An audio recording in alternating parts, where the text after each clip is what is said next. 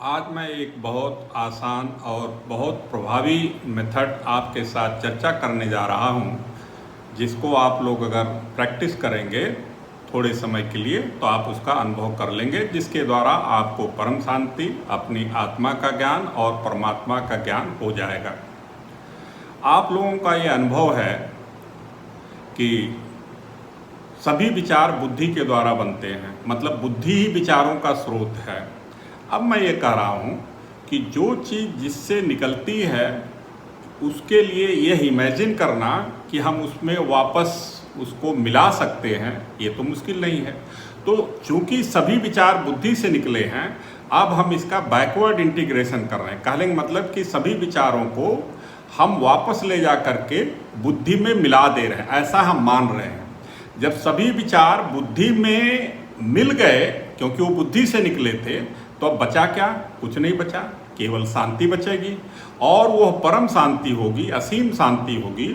और वो अनुभव जो होगा वो अपनी आत्मा का अनुभव होगा और वह परमात्मा का अनुभव होगा। उसमें कोई विचार ऐसा नहीं बचेगा जो आपको शोक, मोह, दुख पैदा कर सके। और वह उसी स्थिति में आपके मुख से यह निकल सकता है कि अहम ब्रह्मास्मि, मैं ही ब्रह्म हूँ और ब्रह्म के अलावा कुछ भी नहीं है।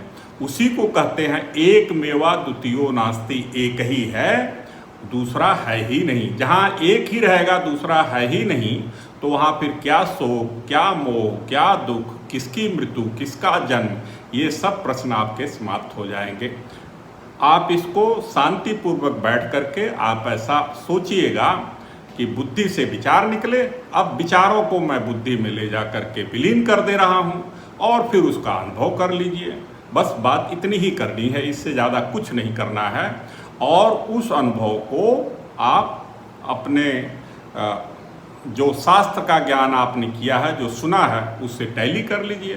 कहने का मतलब कि वहाँ एक ही रहता है, जिसको एक मेवा द्वितीयो नास्ति का अनुभव कहते हैं। अंतिम वो अंतिम स्थित होगी और आप हमेशा के लिए शांत रहेंगे और जब जैसा काम करना होगा वैसा काम करेंगे और फिर आप शांत हो जाएंगे।